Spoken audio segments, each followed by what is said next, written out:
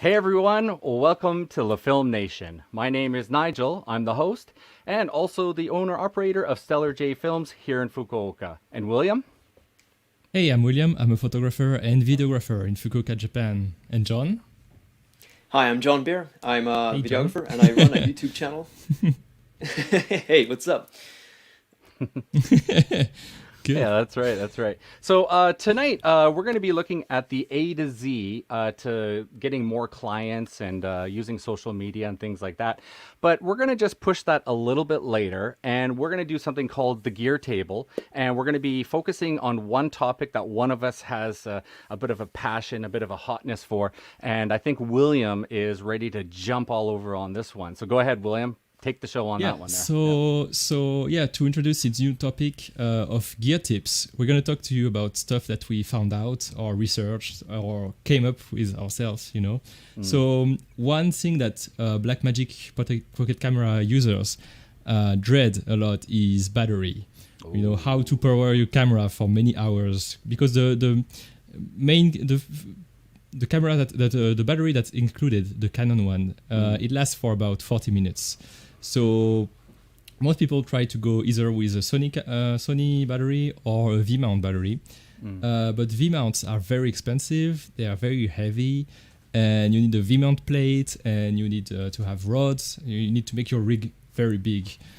So what I came up with, it's kind of new that those can do that, but you know USB batteries, right?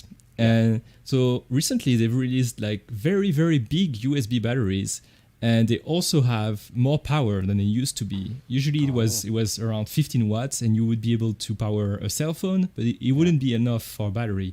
But now you have batteries that are able to power computers like MacBooks. Yeah. So they're rated for like 45 to 60 watts.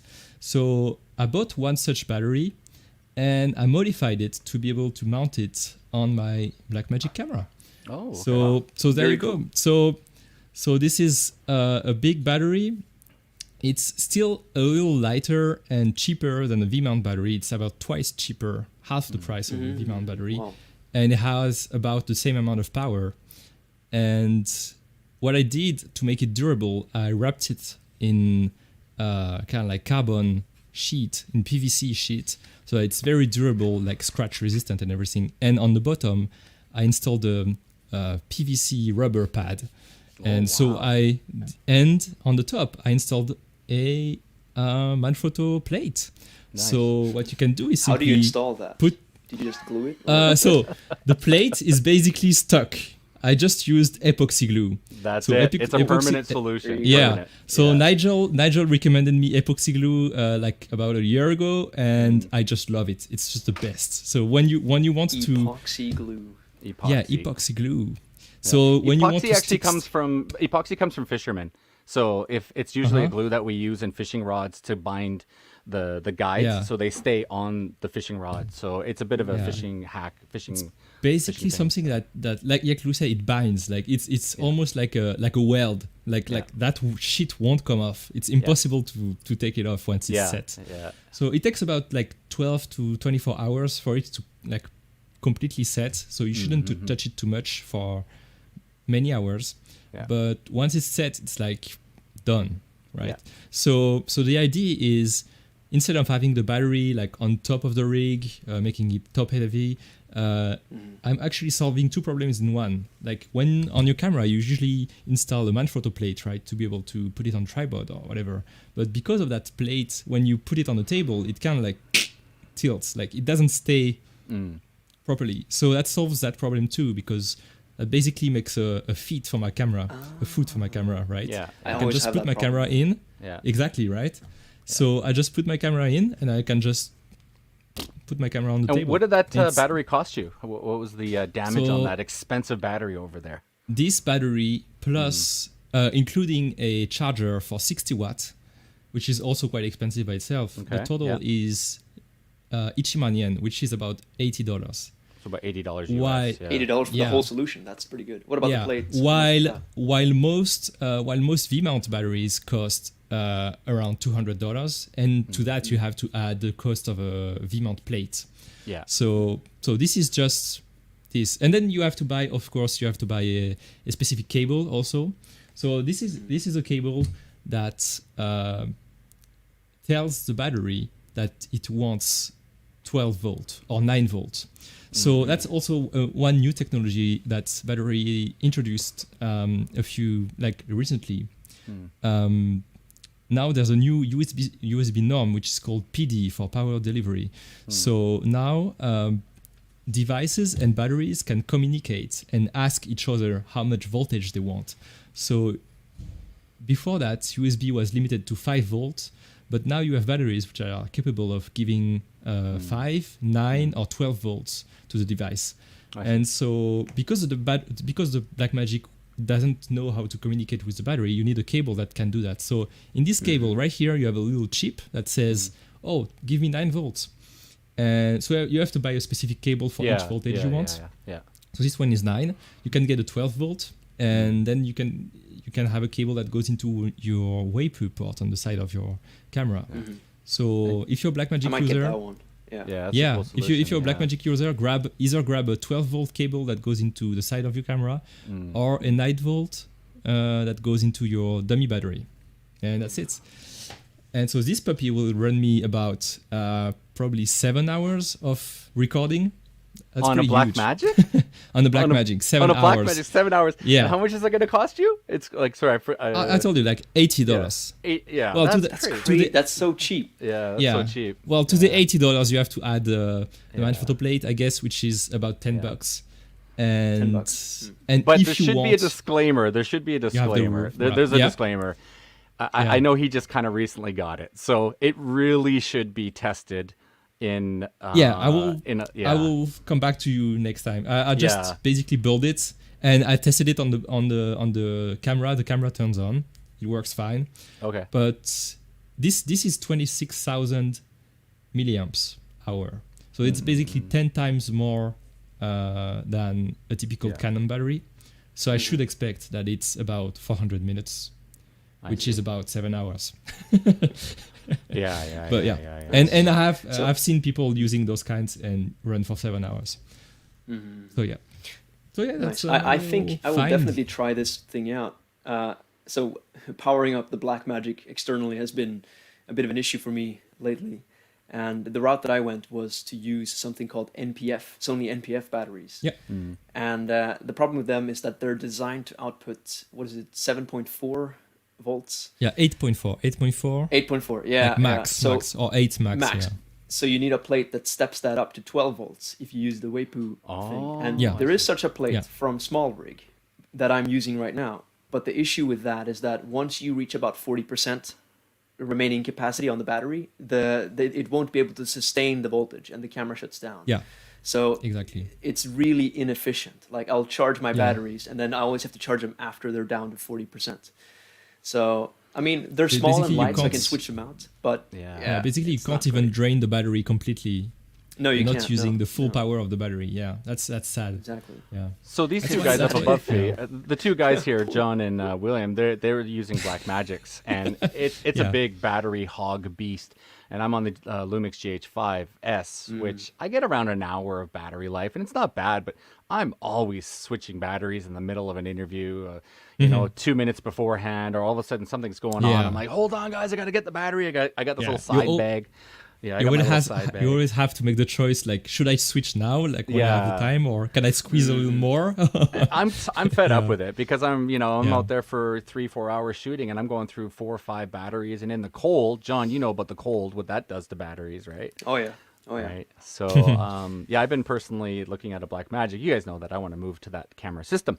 So I've been researching all day today about V-mount solutions and things like that. So I want to go more sort of that way towards the V-mount. So what I have here for you guys is I'm going to just do a quick little screen share, and these are some ideas that I've been sort of looking at, and these are some solutions from Small Rig, and I found one that I fell in love with, and just going to click on it, and what it has is a retractable arm that you put on your 15 millimeter rods on the back.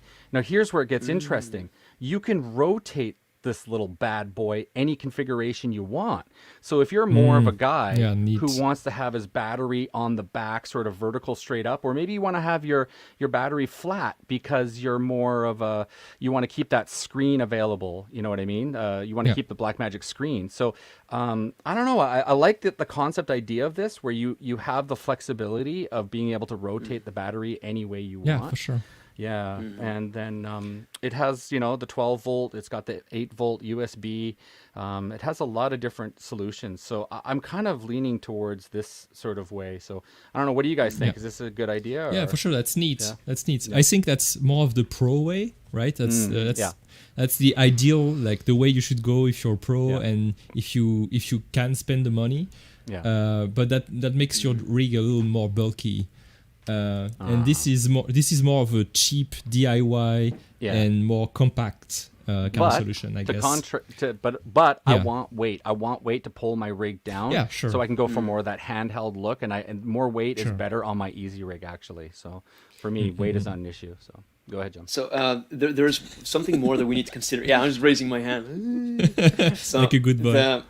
So I'm a good boy that travels a lot, and airplane ready batteries is a concern for me, and I think I read somewhere that V mounts can be very troublesome to have in your carry-on, and obviously all international laws forbid you from putting batteries into your check-in luggage, so you have to have it in your carry-on. Now, is the V mount carry-on permissible? I think it depends on the airline. Doesn't it? On the size also of the battery. It has to be 90 watts, 98 watts and under, or something like that. I might be wrong on that, but they always say these are airline safety. These are airline safety. These are fine. So yeah. Try traveling with drone batteries, DJI Phantom 4 Pro batteries. Jeez, man, they ding me every time. I just go ahead. The batteries are right there. There's the drone batteries, and I just say, everything's fine. So yeah. Never had a trouble with NPF batteries. Like once I traveled with like maybe 4 of them in a pouch, and didn't say anything. So I guess like even the big ones, you know. But the V mount, I don't know. This one will probably be fine, I guess. I think so. I think it'll be okay. Looks fine. But what I like about Williams' little battery right there is, I mean, it is basically just a power bank. Like you can just use it for whatever, and it's convenient when you don't need it for your camera. Yeah. So this one is 97 watt hour. So it's basically the same as the V mount. Wow, it's right there below the 100 threshold. I think you showed me a V mount where you could actually put the V mount on your belt clip, and you could put one of those on, you could just have that on the side. And why try to put one of these batteries on your gimbal? Say you're a gimbal guy. Exactly. You could just put it in your pocket, get a 1.5 meter HDMI a power cord or whatever you're using, and just run it into the battery on your pouch on your side. And I've seen guys in Africa, they just have a little they put the V mount right here on a Indiana Jones Star Wars sort of style, and they just put it across their chest, and then they just carry the battery right on their chest. It's hilarious, but it's like it works, man. It works. It's a great idea. Works. Yeah. It works. If you don't want to hold the weight in your hands, that's perfect. Just put it on your chest. Yeah. So batteries are the most heavy things in your equipment usually, aside from some of the bigger lenses. One of the most important things too. For sure. All right, let's move on. Awesome. Good stuff. Let's move on. Before we move on, though, let's see. We have a few comments. I mean, nothing, no questions, but we just have people who say, Toot for You says he's excited for the stream. Thank you so much for your support. Thanks. Thank you very much. Aaron Peter, he seems to have been waiting for the stream to start. So when we finally went live, he said, "There they are." Nice. Thanks for sticking around and waiting for the stream to start. For sure. Yeah. So, oh wow, we got a little heart there. So yeah, we're going to be moving on to getting those clients A to Z. Now, I kind of had this funny little idea. Tell me what you guys think. Instead of us always just telling you the advice and us sort of, blurting out, this is what we should do. I thought about, what about creating like a fictional character? And this character is the newbie. He's never had a client yet. He's like us 3 years ago, 2 years ago, however long, we've been in this business for. But this character, I don't know who he is. William, what's this guy's name? Do we have a name for him yet or what? I asked you to get a name. Peter. Who is His name's Peter. All right. Peter. Peter it is. All right. So Peter is a brand new videographer, filmmaker, even photographer. I don't really care. And he is dying to get in the business. He wants to quit his McDonald's, Starbucks job. And he, really wants to pick up a camera, a drone, start making videos for clients, but he doesn't know how to do it yet. He sees other people making money. He hears the stories. He watches the YouTubers. He's out there learning, but he hasn't had his first client and he hasn't set up his social media, his website, nothing set up yet. So we're going to give advice to Peter, this new character. And once in a while in the episodes, we're going to bring up Peter and we're going to see how his journey's coming along. And today, Peter is going to jump into social media because obviously he needs to get clients. Go ahead, John. Yeah. I want to maybe ask a question to Peter, like what is the motivation for someone starting out to get into videography in the first place? What sort of world are we entering into now where video demand is so high? Wow, it's kind of hard. It's I don't know if it's a hard or super easy question. The very easy answer is because you like it. Because he has a passion. He has a passion for it. Because it's a passion, and you want to try, like you want to give it your best. You want to can I jump in? I got a great idea. Instagram used to be anyway, what? Instagram used to just be photos only. What is Instagram moving to? Video, stories. Video only. Reels. They're trying to get into the TikTok action, right? Video is king right now. Sorry to say, photos are good, but they're not, as predominant as it was 10, 15 years ago. So, yeah. What I have to say about video is that video is sort of like a mechanism to recreate the experience of doing business with someone or interacting with someone. So it's a very powerful way. Yeah, it's a very powerful way to reach people. And I think what people see in a video, they retain way better than what they would read on a tweet or a blog post. Yeah. So that's my personal answer to my own question. It's just like, I believe the power of video is just so immense, and internet traffic is moving towards video. It's not just Instagram like Nigel mentioned, but it's just everywhere across the board. Yeah. So Peter notices this and he has a passion for it. So he wants to get into video because he knows it's a growing industry. Yeah. Yeah. So what should Peter do, Nigel? How do you start out in videography? What do you do when you don't even have your first client yet? I think the first thing he needs to do is create a brand. Who is this guy? What does he want to, who does he want to be? What does he want to focus on? And, does he want to be the jack of all trades, a videographer, or does he want to focus on something that's more specific? And that's something you hear a lot of guys talk about the advice. Don't be this guy who does it all. Don't get me wrong. I was there too. I was doing drones. I agree, but I think I agree, but I think it's not something you should worry about when you're just starting out. It's something for a little later on. Right? Okay, sure. You kind of fall into your niche right? as well. Yeah. You have to try. Guides it. Yeah. Okay, so Peter he wants to, pick up some cameras and maybe do some weddings and some corporate work. Interviews, I'd be a little careful, Peter. Interviews with, high-end clientele is a very tricky game. You got to have good microphones. So I'd stay away from doing the corporate stuff right away. I would focus more on entertaining travel type videos. That's totally a good point. Yeah, or food, restaurants. Yeah, I remember John when he was first starting out. He was always doing little restaurants and little the Waffle House. You were always at the Waffle House making these little like 1 minute videos, and they were wacky as heck, right? So I remember you were really greetings, into Matt. that. Oh, hey, Matt from Ireland. Matt's back. Hey, Matt. Matt's back. Nice. Matt is back. Greetings from Iceland and from Japan. So basically at first just try to work for people like ask around, like if someone needs something, and try to do it maybe for cheap or for free, like for your first stuff. As long as you're sure that this project will bring you something in return. Well, right. So my personal criteria for working with someone is it someone you like to work with? Is it something that gives you experience? And is it something that you think you're going to have fun doing? So within those three criteria, money isn't one of them. And I think that's important, especially when you're starting out, because you don't have anything to show to your name. Nigel mentioned audio being difficult, and I will totally agree with that. I mean, I'm still struggling with audio.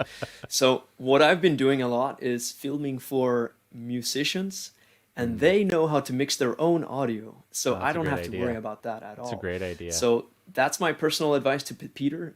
Try to reach out to musicians because they always need a music video, and musicians don't necessarily have a lot of money, but they, they're always so happy to get help, and it's a great way to start getting experience right off the bat. Yeah, and make something that looks really cool, right? Making a music video can look really fucking cool. Like, make something that people are attracted to. Everyone loves music. There. Wow, that was the F-bomb. Oh, sorry. Wow, William just dropped the F-bomb. Wow, that's a rare one, folks. That's the first time ever on Elephant. Something else about music videos is that there's a lot of creative freedom. So I generally say that you have three types of video that you can get into. You can do narrative, documentary, and commercial. Yeah. And for music videos, I guess they're more like narrative, but you can get creative. You can do it more sort of like documentary style or even commercial, who knows. The thing about it is that like it's all in your hands. Like a music video, there's no set formula for how a music video should look. So you can just go crazy with it. Yeah.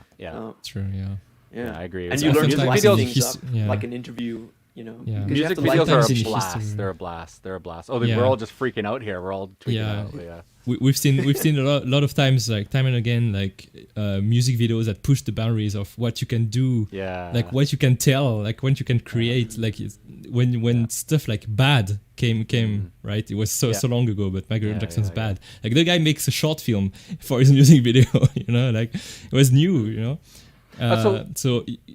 can always push. So basically, your point is at first, if you're not gonna make much money. You're not. Yeah, let's be realistic. You're not going to make much money at first. So at least you should focus on making something that's creative, that's going to serve your portfolio, and that you're going to enjoy doing. So, I started off making fishing videos 10 years ago, and I always had a GoPro, vloggy style. I'd be like, guys, we're out here today fishing, and this is what we're going to be doing. And, I'd get the B-roll, and, we got a fish. And I had a backpack with a pole, and it would follow me all around my fishing journeys. And I had a little switch, so when I caught a fish, I pushed the button and stuff like that. And I'd come home and edit the crap out of these videos, bring in drone shots and all sorts of stuff. And I'd make my own fishing, videos. So how did I learn how to make videos? Because I went out and I had a passion for fishing. And that's how I learned how to edit and make my own style. And people were like, man, I love your videos. Those are really cool.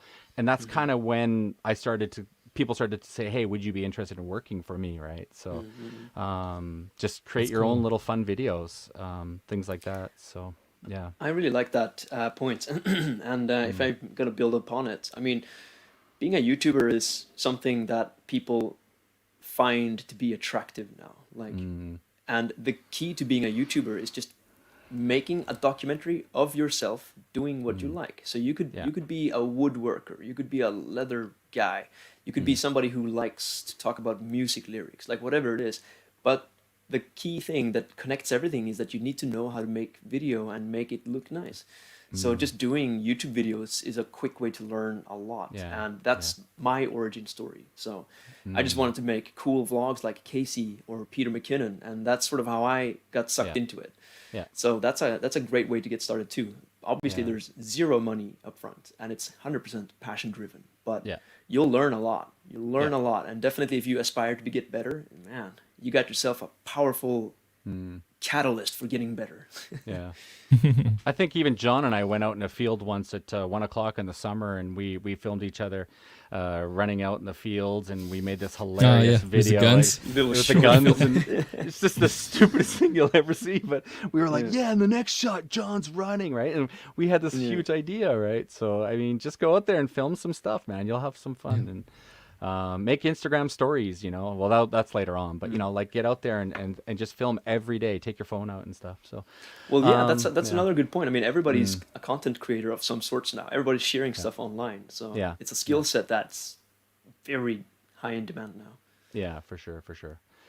So again, moving on to our friend Peter here. He's thinking of getting into it. He wants to jump into a niche of some sort. It's golf videos by drones. I don't know. He's whatever he's gonna do. Pizza restaurant. super fun videos. I have no idea, but find your niche, find out your passion, what you like, and then maybe focus towards that. Maybe you're passionate about weddings and you just love the weddings, and you have this vision. And you have to have vision. You got to be this director. I mean, that's the hardest thing. I've had clients just go, okay, you're going to make me a video. What are you going to do? Where do we stand? And you have to be a boss. You have to be a boss. You got to be like, okay, here's my idea. I think you need to do this. I want you doing that and this.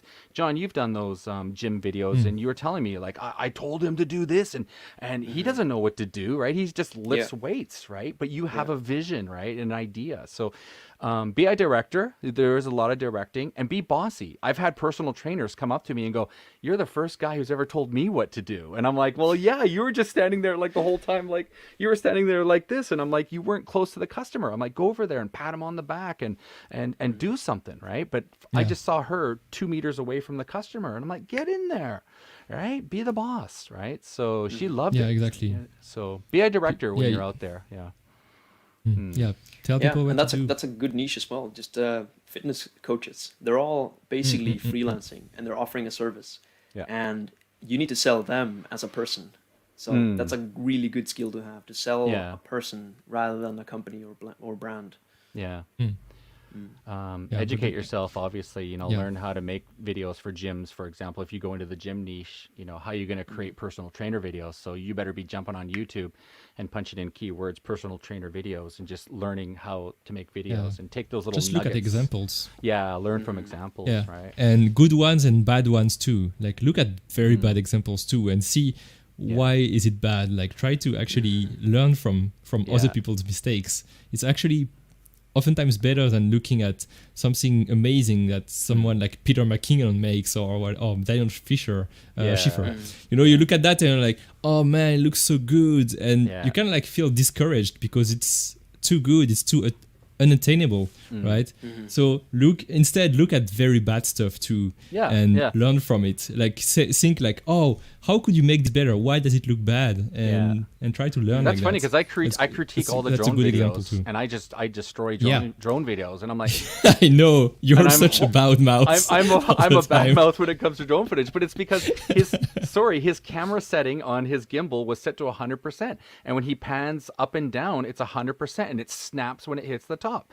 And I'm like, God, all you got to do is set that gimbal to 17, 18, 19, and you will get the most cinematic, camera, reveal. What I hate shots, is when someone like does kind of like an orbit shot and suddenly it goes shtoom. Oh yeah.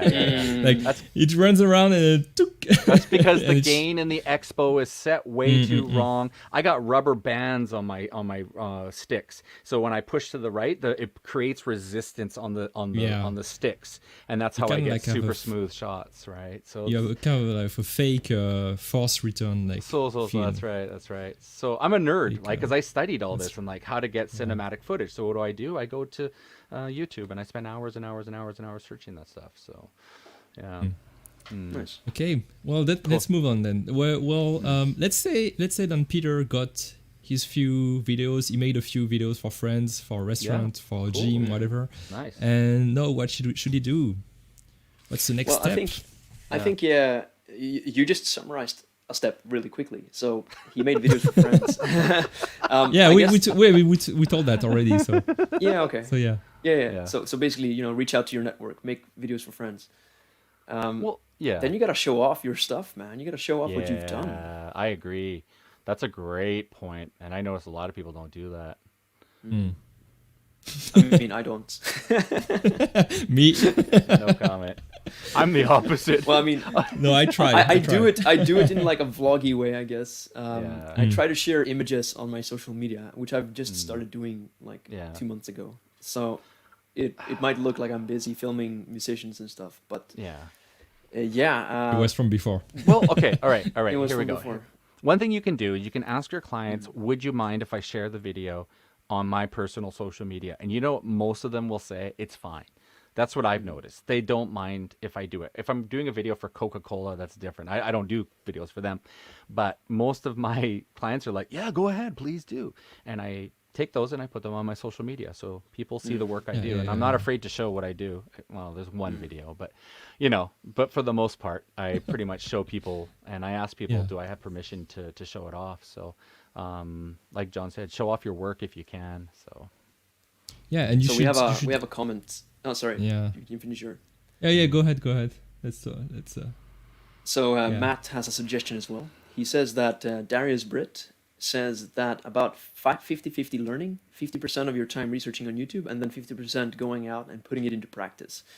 I think it's a great ratio. Obviously, you always have to be focused on learning as well. But I've known some people who will use learning as a procrastination tool. So they will always be watching. They'll be collecting like watch later videos forever, and then just watch it, and then never really go out and film stuff. Yeah. So that's a bit of a pitfall to fall into. So as long as you're conscious about it and you can curtail it, then Well, you have to learn something and actually put that to use, right? Thanks. I mean, you got to go out there and actually get out, Yeah. If you're learning building on your point, exactly. Like if you spend your time like watching videos, you're not actually you're learning, but it's just theoretical knowledge. You're not if you're not putting it into practice, you don't actually understand it, and you don't make it yours. You think you know it, but you don't. Do you really? Actually have to try, and exactly. Otherwise, it's not going to be acquired knowledge, right? So it's not in gonna my stick experience, it gives you a bit of an it happened to me that it gave me a bit of an inflated, what's called inflated ego. Sense ego or sense of your knowledge. Sense of knowing, exactly. That when I actually went out to film for somebody that I got to agree to film with me, I didn't know nearly as much as I expected, and I ran into problems that I wouldn't even dream of. Yeah. So going out and filming, you gotta start doing that almost from the beginning, even before you're starting to learn. Yeah, I think good point, and very humble of you to say that, to recognize that. But exactly, that's true. I think you always think you know more than you actually do. A friend of mine about 2 years ago, maybe 3 years ago, about 3 years ago, he got me a job as a grip with a TV show on PBS, and they were in Tokyo, and they were desperate for a grip. And I said, sorry, I've never done grip work before. So I jumped on with these crew of 5 of them, and they were all 20 plus years of professional, cameraman, director, producer, the whole thing with the actual main talent and stuff. And my job was to set up the light stands and do the lens changes and learn what a 501 was and all these different things, all the different, terms, analogy. And they were just laughing at me because they'd say something and I'm like, I have no idea. And so they're like, he doesn't know anything. So C45 is a clip. It's just a basic clip. It's a wooden clip you put on your clothes, but it's called a C45. They're like, no, let's go get some C45s. And I'm like, what is he saying? It's just a wooden little clip for your clothesline, and they're called C45s. And so you learn the industry names and things like that, right? And you build confidence. But I learned what a fluid head was. I'd never seen a fluid head in my life. And this guy is getting the most incredible B-roll with a fluid head from Manfrotto. That week I went out and bought a fluid head. I was like, I need a fluid head, wife. I got to buy one immediately. Because I was using, photography tripods and things like that. Yeah, tripod. Right? It's true. I had that phase too. See?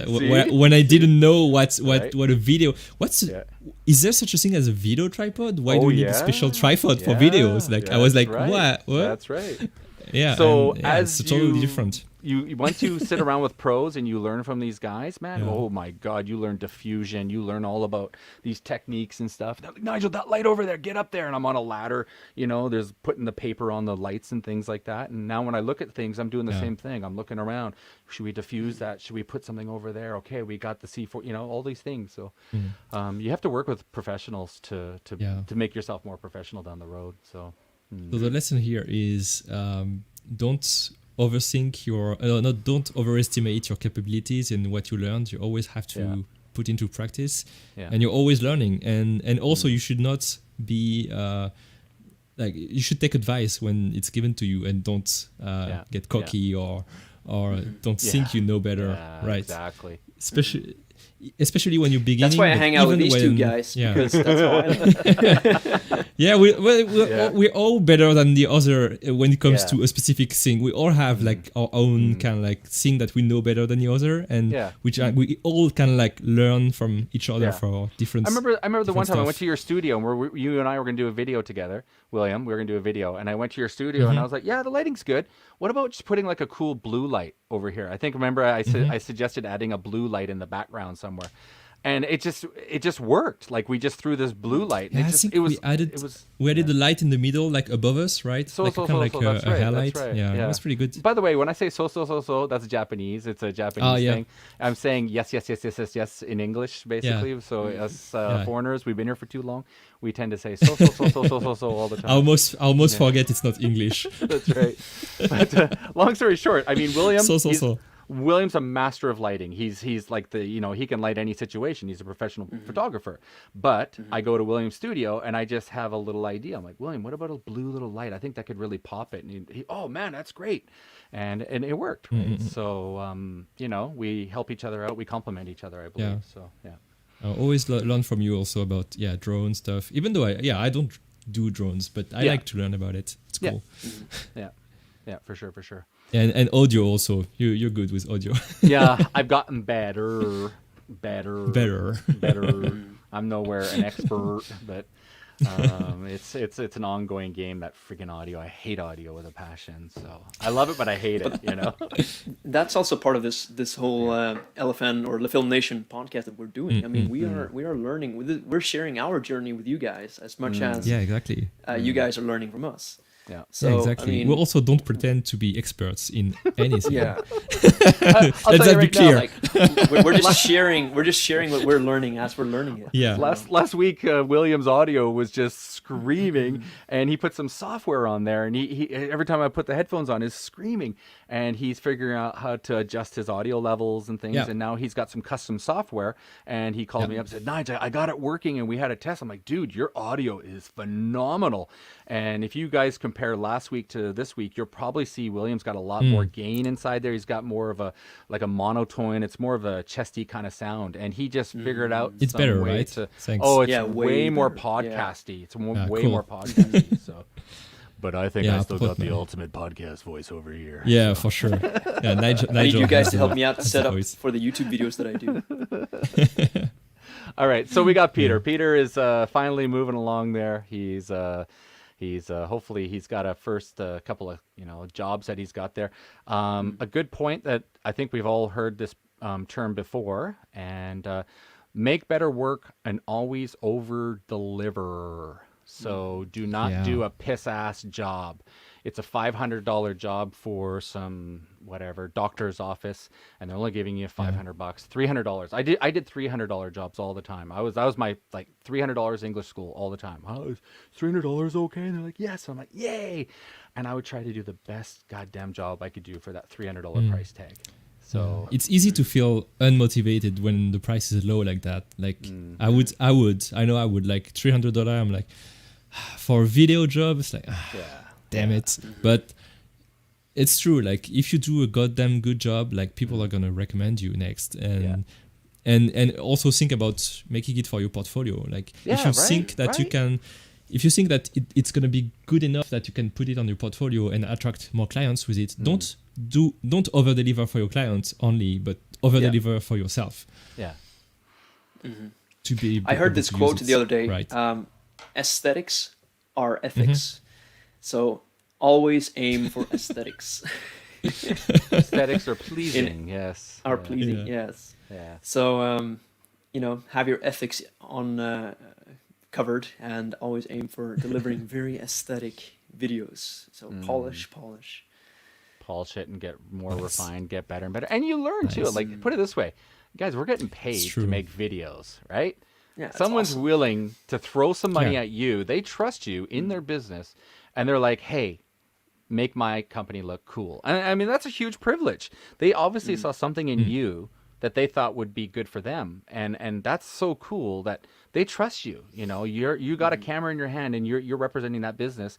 And then when it comes to the editing table, you know, hopefully you give them justice and you do everything correctly, and it flows and the story's there. The music is correct and the music isn't peaking all over when they speak, and you know, those kind of things. So you have to you have to get good at what you do, and you don't have a lot of second and third and fourth chances too. Sorry to say, but you really have to get good fast. Like, make it till you fake it. Yeah. I know it's an true. expression they say, but you better be good right off the bat, and you really have to focus on. You meant know, you meant fake it till you meet fake it till you it, make right? it.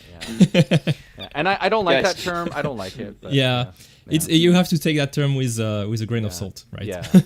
Go ahead, John. What was it, John? So one issue that I've been having is how do you sell videos to clients that don't understand why video matters? So I made a little banner here. I've tried to sell video to somebody for free. And when you're doing things for free, obviously they're not as invested because, you know, they're like, it's just free. And even when I'm making it for free, it's hard to get them to commit to the idea of making a video for you. So what I'm trying to express by saying this, telling the story, is that a lot of people don't understand why they need a video or why it matters. And this is something that I struggle to communicate as well. I mean, still, even from this old example. Do you guys have any takes on this? I have my own answer. I'll keep it for when you guys are finished with your take. No, for sure.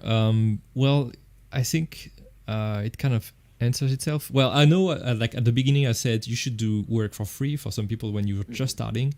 But at the same time, like you said, like don't take someone who wants the project for free just because they don't value video, right? They might you might want to do it for free because they don't have money and because they need to trust you first, right? Because you haven't proven yourself first, so it's kind of like hard to ask for money because they don't know if they can trust you. But if that's the reason to get the product for free, do it. If the reason is that they're not really motivated, they're not invested, they don't really understand why they should make a video, then just don't do it. Don't go with that client. Because it's going to be a project, it's going to be a client from hell. They won't commit to doing it with you anyway. And they won't. That's why I like to recommend it to musicians. Musicians know that music videos are so important. So they'll always like the idea of getting video. So when you say it's for free, they're gonna commit to it. Nigel, do you have any ideas on this? So how to sell videos to clients that don't understand why it matters? How to sell? I don't know. That's a tough question. I'll let you go into. I mean, how to sell? Yeah, go ahead. You go ahead, John. I can go into a little story that I heard recently. So there's story time. So there once was a. I'll keep things anonymous because I think it's important. Once upon a time, there was a business owner who made a lot of sales with calls. Basically, this business owner would always call people up and then be able to close the deal because they were really good at selling through the phone. And they felt that they didn't need video at all because like they had this covered, they knew how to sell. But when the video guy looked at this client and understood that this client is spending upwards of 1,000 hours a year on sales calls, selling, like what if they had a video that could do that for them and free up those 1,000 hours a year doing the sales for them instead? So he took that angle, got in touch with them, and then made this sort of video for this business. And what happened was this client would just skip the sales call completely. So once they did 1 or 2 email exchanges, they would just send them the link to the video. Their prospects would watch the video, and then they would just make the sale after the video. So completely circumventing the need for making sales calls in the first place. Wow. So that was a huge eye-opener for this client. They're like, wow, you mean I don't have to spend like hours and hours a week selling to people through the phone? I can just, spend time developing my business instead.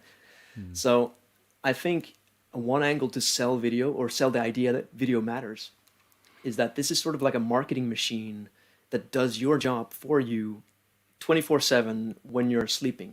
So it can sort of free up your time. It can sort of unbound you, break your chains, so you don't have to spend the time marketing yourself all the time. This was such a powerful story when I heard it. I was like, wow, that's insane. So that's an angle that, I mean, I heard this just recently. So that's an angle that I need to start incorporating, even for the people that I try to just give the video for cheap, because that's good. That's good. Yeah, So understanding that the value. Yeah.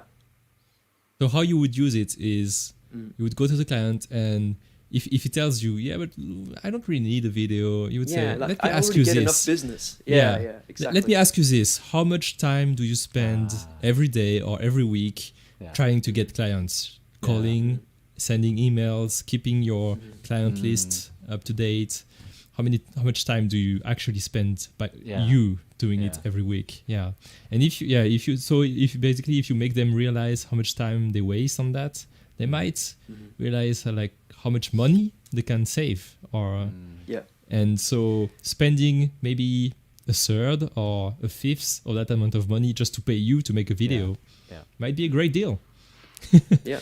That's good. And I like this. That's a very good I like story. This story so much. Yeah, because this and is you can coming from tell a them that business story that's so directly, confident right? That they don't. Yeah, exactly. This is coming from a business that is so confident that they don't need a video, that they already have all the clients that they need, but they don't realize this angle that video could circumvent the time you spend calling people. Yeah. So that's actually like the golden client to look for. Like they already have business. Yeah. They So what already is that have niche? clients. What's that niche? But how It was can you- already Where, it was already making a good amount of money, right? But now he Sorry, can make Nigel? the same amount of money without working. So who is what kind of clients are those going to be? So just in a So nutshell, this like just particular story- vaguely, yeah. This particular story was dog grooming for dogs entering competitions, like Oh, wow. super specialized business. Yeah. But this would be ideal for, let's say, chiropractors, Yeah, practitioner, I was going to say. dentists, practitioners of sorts. Yeah. So Or offering a service- psychiatrist, Yeah. coach, that kind So of stuff. Personal offering a what is it called, offering a service of some sort, like not a brick and mortar store, but more of a like a service, like a I see what you mean. Yeah, that's a great idea. Not someone that sells product, but someone that sells his time, right? sells a service or And counseling. he's Sells a consulting. service. Yeah, dog grooming's good because it's not really like when you look at a dog grooming place, it's pretty boring. It just has, a room where they dog groom, right? It's pretty boring, and then they have a waiting room and a glass thing and some place where they wash the dogs, but they don't know what they actually do, right? So so you need to actually give them some visual, concepts of what they do, some of the amazing things.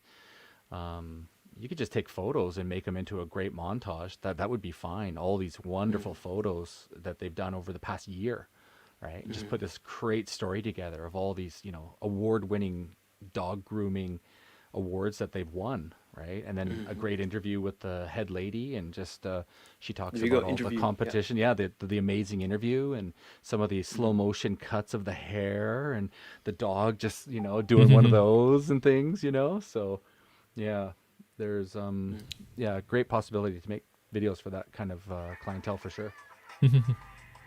What's up? Yeah. Awesome. Okay, good.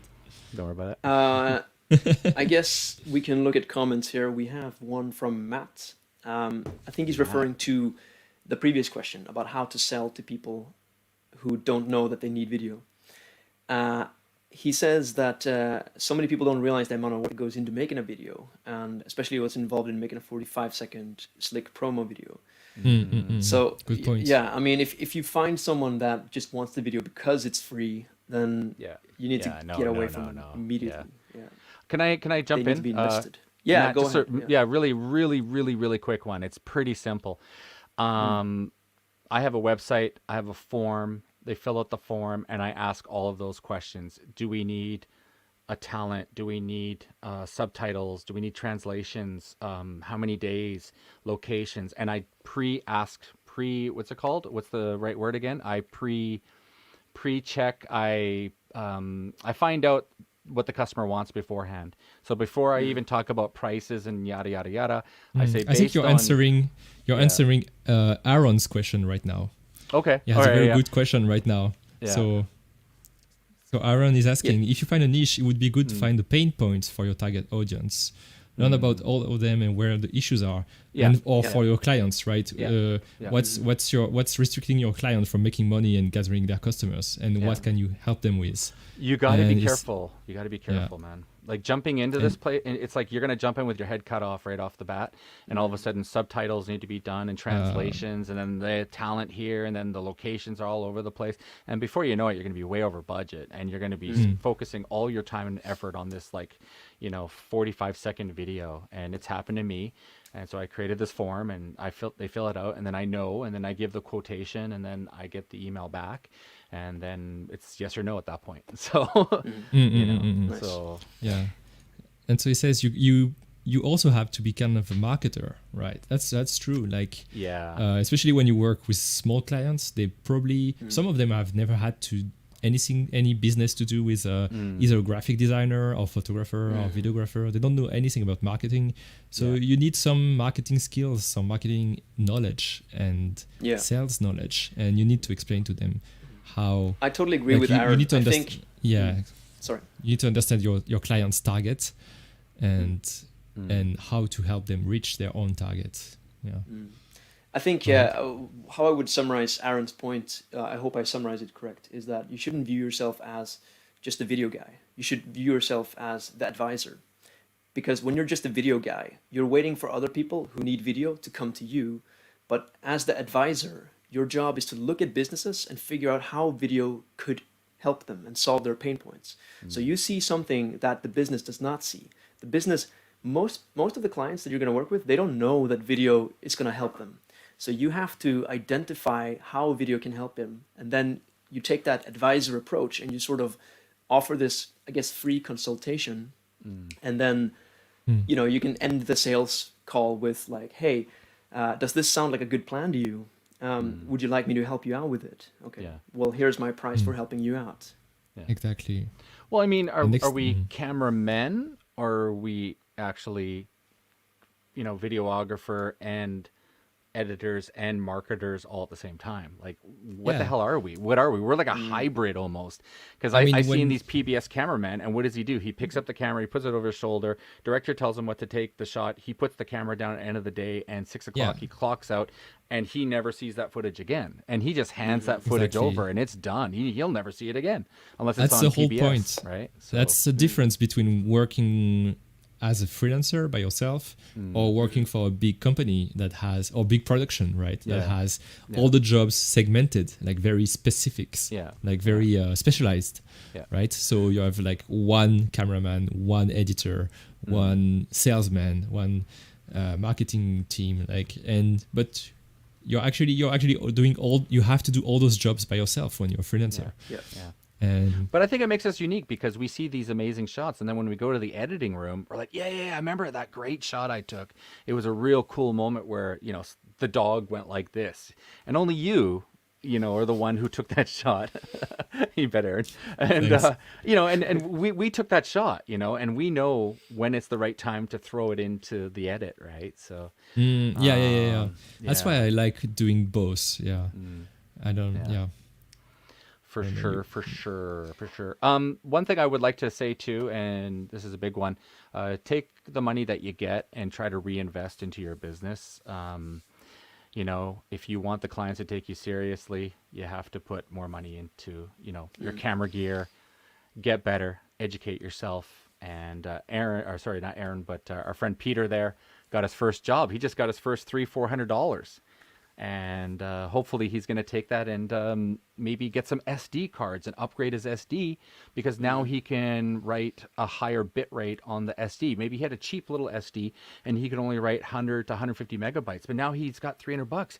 Man, he could buy like crazy expensive SD cards that could write 400 megabyte files. It'll make a difference. And get you'll see it. Better color grading.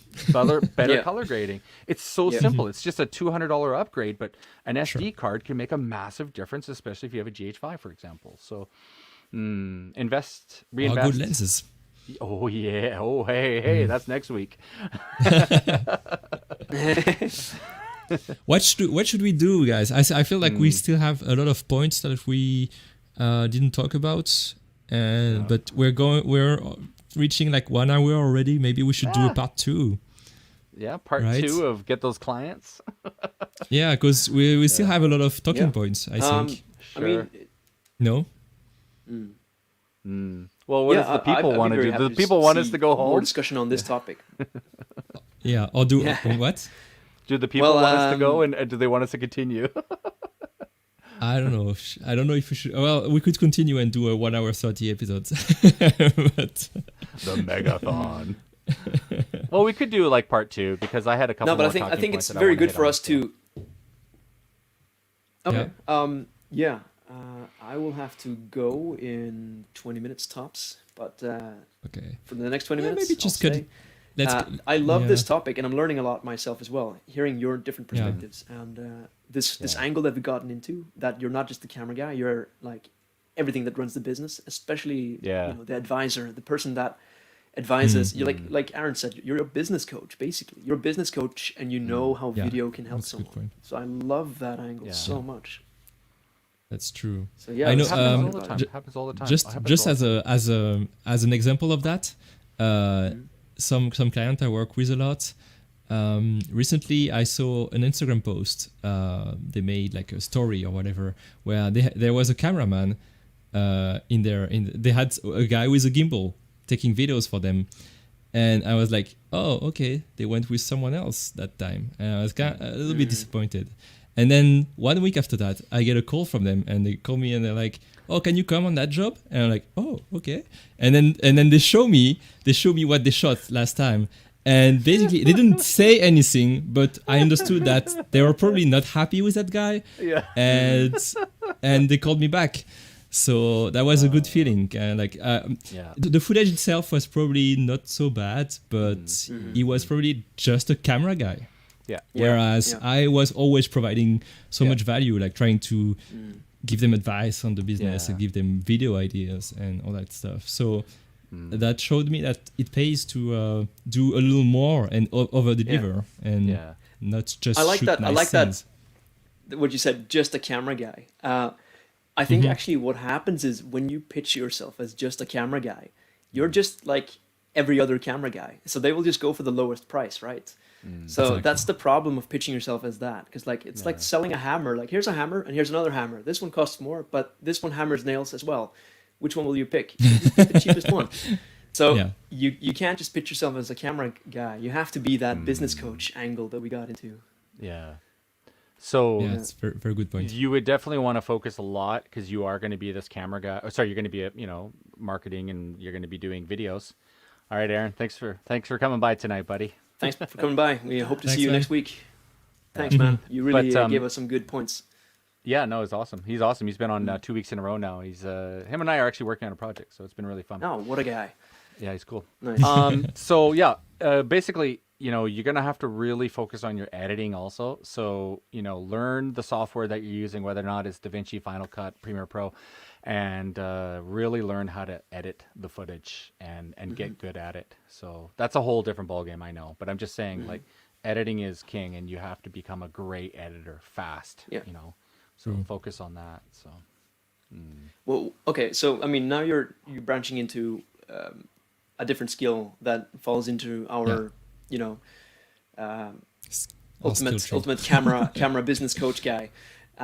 So editing skills. What would be the 90%?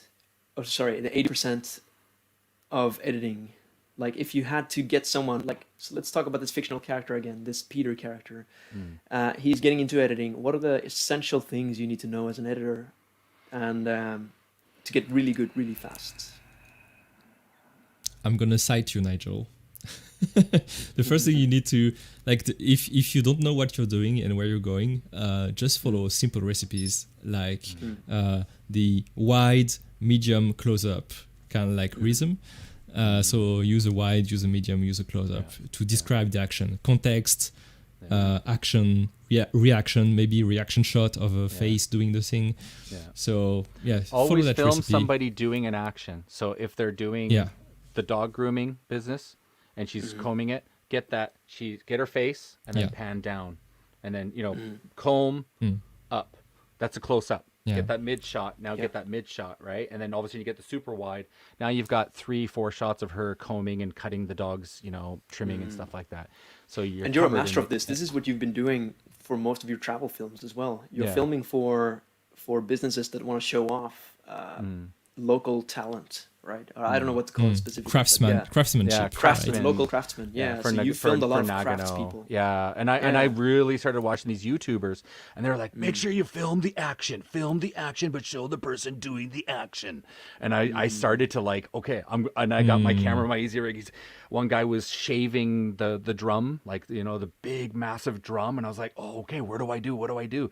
Okay, get his head, get his face. Okay, get the action, pull back, right? And I was getting all these different shots, and when it's editing, it's a breeze.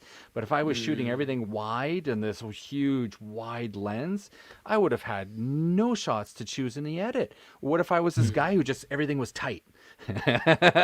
William, me? Everything's tight, 80 millimeter. Everything's I'm giving you a hard time. I like. I got that tight shot. There it is. There's his hand, and it's like, okay, but who is he? What's he doing? Like I don't know who he is. I can't relate to who he is, right? So you need both. You need both. So the most important word is rhythm. You need rhythm in your videos, and rhythm means like a music. You don't have just the main part of the music. You also have like the lower. You have the lows. You have the highs. If you don't have lows, you can't enjoy the highs. And if you have highs only, it's gonna be like right. It's gonna be too much. So you need a little bit of context, a little bit of action, and a little bit of close up. And you need to mix those up as you go. You should never do something like a lot of context and then a lot of talking and then a lot of close-ups only. You should always mix things up. Yeah. And try to edit on the music. I want to jump in with my experience on this, because I'm coming from I started with wanting to do like travel videos, right? That was the whole thing that got me hooked. And I was so focused in the beginning of just making cool transitions and flashy edits and stuff like that. And it was all flash and no substance, so to speak. And I had to really learn to curtail that and pull that back. And like now I'm the guy who says, don't use transitions at all. It's true. I didn't jarring. notice, but I just do. You're not using that anymore at all. You used to do that a lot. I do regular cuts 99% of the time. Yeah. I just love it. It's aesthetic, and this is what movies have been doing for decades. So if it's good enough for Hollywood, it's good enough for you. So learning transitions is the least of your worries, because they add nothing to your film. Let's be honest here. Transitions are just a patch. They're something you put on something that looks bad. Like if it looks bad, slap a transition on it and make it look cool. Hang on. You know what I mean? My idea of a transition is the mountain and the guys who are. Hey, Daryl, what's up? Daryl's the piano man of Fukuoka, in case you didn't know. Oh yeah. I think I met him once. Man. I met Daryl once. Super talented guy in Fukuoka. Nice. But for me, this is a transition. It's a mountain, but I have a scene of these guys singing this incredible chant of the forest. So I have drone shot, guys in the forest chanting, 6 of them. I take the shot and I add a long cross dissolve, like crazy long, like I extend it as far as I can. So as the drone's going forward, you start to see the figurine of these men in the forest, and then slowly it trickles into this, like these forest men singing the song. Kind of thing. Sure. But that to would me make sense. is a transition. So it has purpose. It has purpose. It was designed to bring characters into the shot, right? So good. Yeah. As long as you use it as a storytelling tool, that's good. Yeah. If you're using to kind of hide the S, hide the shit. I'll say it. Hide the shit. Hide the shit. Yeah, you called me out earlier for dropping an F-bomb. So. I'll say the shit. Anyway, so yeah, if you're just trying to hide the shit under the rug by using transition, that's not good. But if your work is good, if it makes sense, if the story is good, you should not use anything else than cuts, like simple cuts, and maybe fades, like cross dissolves, like Nigel said. Yeah, sometimes fades are very pleasing as well. Yeah, fades are good to show the passage of time, like to go from something that are not totally related in time, that's a little bit of an ellipse. Otherwise, One guy I know, he does commercial work for NHK, and he told me they only want tripod shots for NHK. I'm not saying we're all NHK shooters, but he said TV. They only want tripod shots. But for me, it's all about the framing. It's just getting that, looking at the camera, looking at the monitor, and just, is that the right framing? And then just, getting it right. And you guys know that. It's not about the super slider gimbal 360 spinning shot from down up and all this crazy action. It's just get that action, get the framing, get it correct.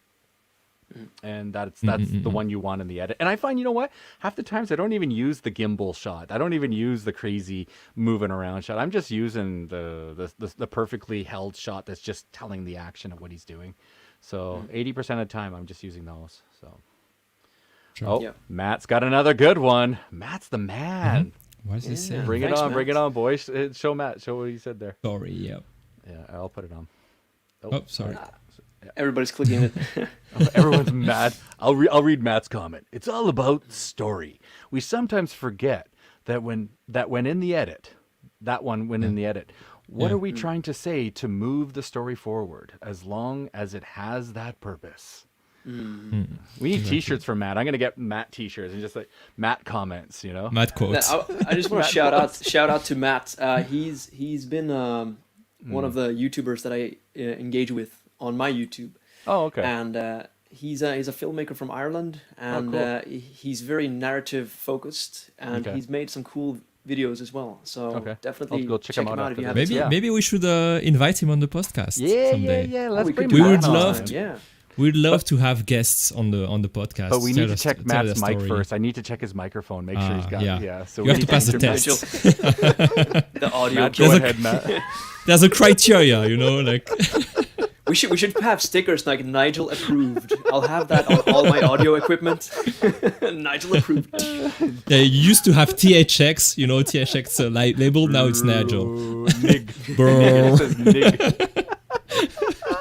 Oh, this is hilarious. Well, that's a merch idea if I ever heard one. So let's get on that ASAP. Nig approved.